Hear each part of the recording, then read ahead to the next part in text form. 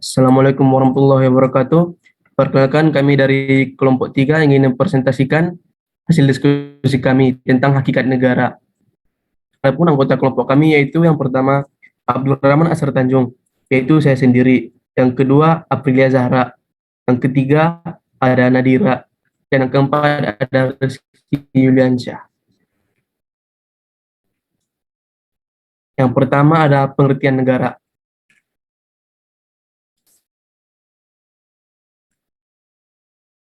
Pengertian dari negara sendiri banyak dikemukakan oleh para ahli.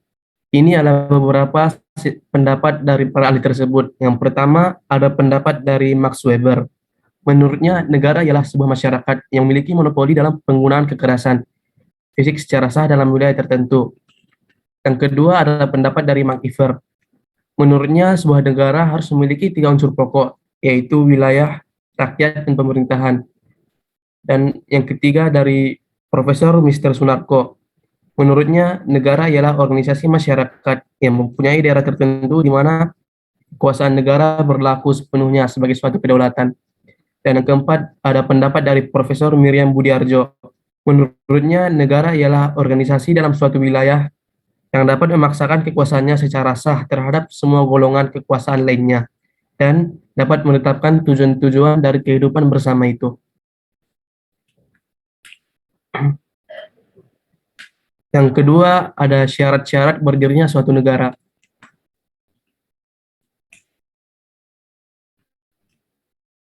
Adapun syarat-syarat berdirinya suatu negara itu ada dua. Yang pertama secara de facto atau konstitutif, dan yang kedua ada secara de jure.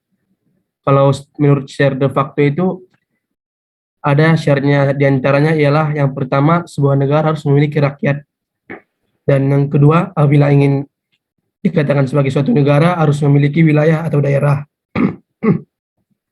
Yang ketiga syaratnya ialah memiliki pemerintahan yang berdaulat. Bila sudah memenuhi ketiga syarat tersebut, secara de facto itu sudah sah menjadi sebuah negara. Lalu yang kedua ada secara de jure atau deklaratif. Kalau menurutnya ini negara telah diakui berdasarkan hukum internasional.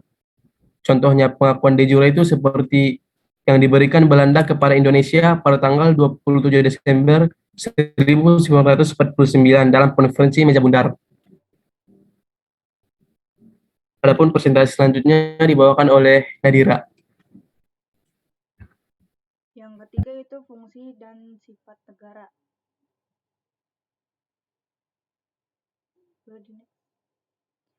Fungsi negara secara umum mencakup 4 hal. Yang pertama yaitu fungsi keamanan dan ketertiban. Jadi stabilitas negara yang kondusif menjamin terlaksananya program-program pembangunan dengan lancar.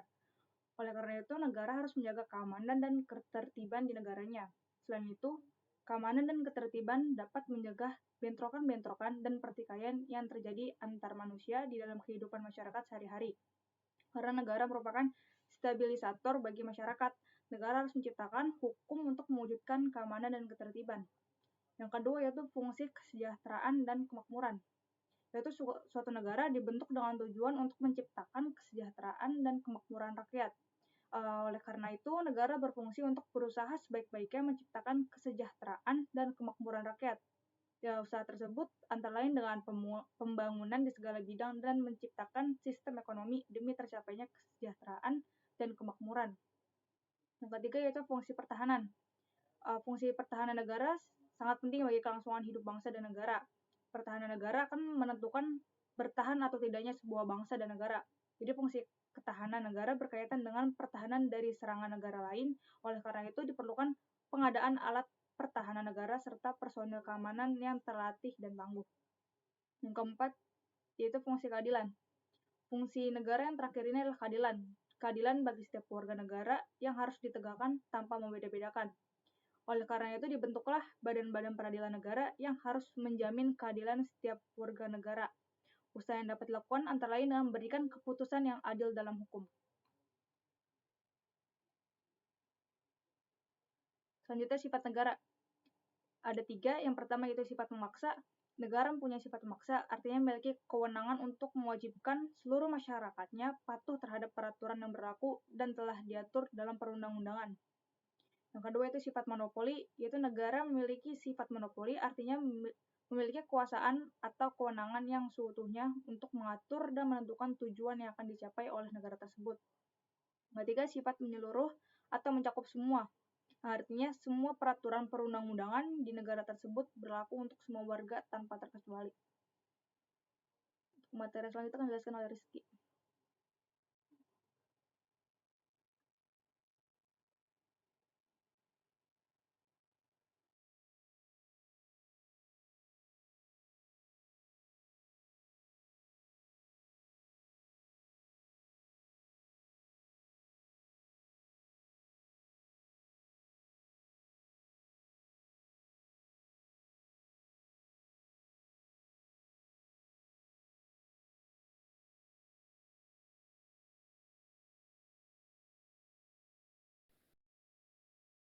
Yang selanjutnya itu bentuk negara.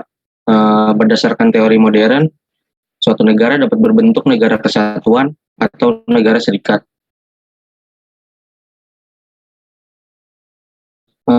Negara kesatuan adalah bentuk suatu negara yang merdeka dan berdaulat dengan pemerintahan pusat yang berkuasa dan mengatur seluruh daerah. Namun dalam pelaksanaannya, negara kesatuan macam. Yang pertama, sistem sentralisasi, yaitu pemerintahan yang langsung dipimpin oleh pemerintah pusat, sementara pemerintah daerah di bawahnya melaksanakan kebijakan pemerintahan pusat.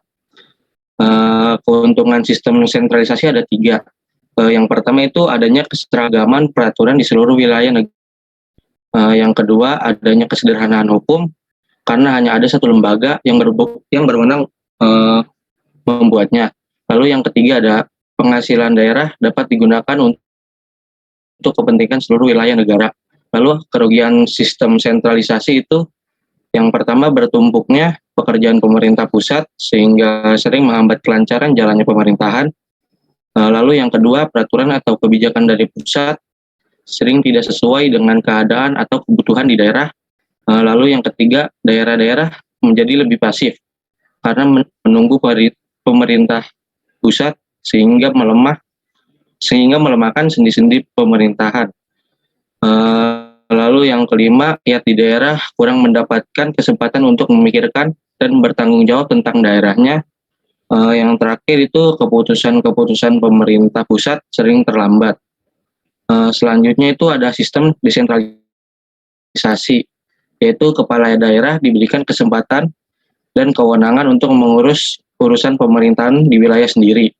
Keuntungan desentralisasi yaitu pembangunan akan berkembang sesuai dengan ciri khas daerah itu sendiri, lalu peraturan dan kebijakan di daerah sesuai dengan kebutuhan dan kondisi di daerah itu. Lalu yang ketiga, tidak bertumpuknya pekerjaan di pemerintahan pusat sehingga pemerintahan itu dapat berjalan lancar. Sedangkan kerugian dari desentralisasi yaitu adanya ketidaksamaan peraturan dan kebijakan serta kemajuan pembangunan.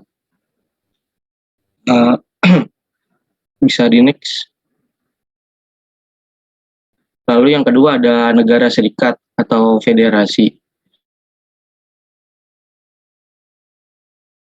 Negara serikat adalah bagian tidak memiliki kedaulatan, berbeda dengan negara kesatuan. Negara bagian memiliki kewenangan untuk membuat undang-undang sendiri, akan tetapi tetap harus sesuai dengan konstitusi dasar negara serikat tersebut. Negara bagian juga memiliki kepala negara sendiri dan parlemen sendiri. Negara pusat atau federalnya itu memiliki kedaulatan atas negara bagian dan mengambil beberapa kekuasaan yang berhubungan dengan moneter, pertahanan, pos, politik luar negeri, dan telekomunikasi.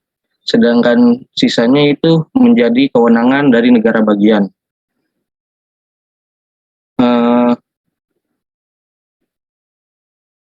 Negara bagian juga memiliki kepala negara, parlemen, dan kabinet sendiri untuk menjalankan pemerintahannya di negara bagian. Tiap negara bagian dapat membuat konstitusinya yang sejalan dengan konstitusi dasar negara serikat. Bisa di next. Selanjutnya ada bentuk pemerintahan.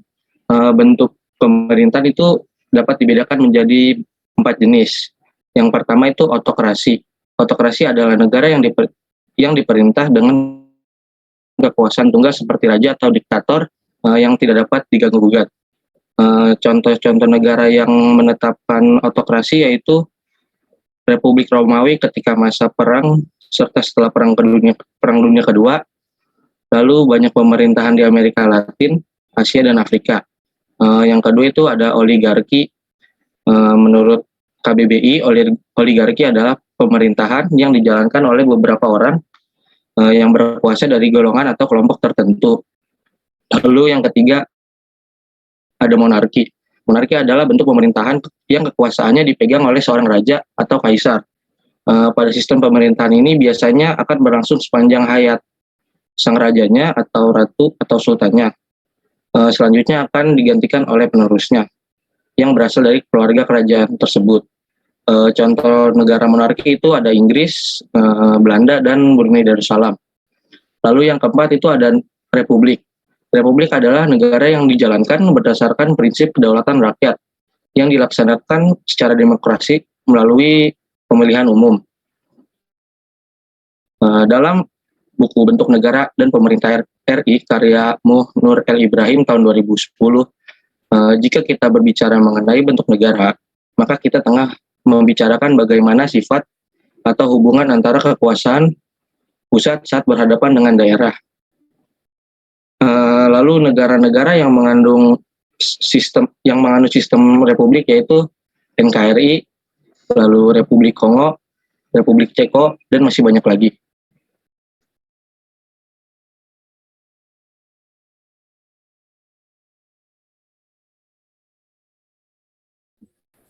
Selanjutnya saya akan menjelaskan bentuk dari negara Indonesia sendiri.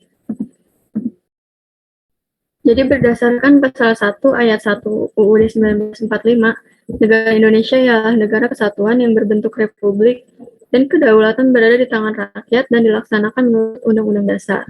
Bentuk pemerintahan tersebut merupakan pemerintahan yang mandat kekuasaannya berasal dari rakyat melalui mekanisme pemilu dan biasanya dipimpin oleh presiden.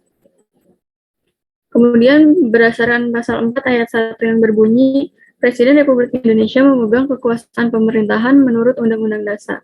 Jadi dengan demikian sistem pemerintahan di Indonesia yaitu menganut sistem pemerintahan presidensial.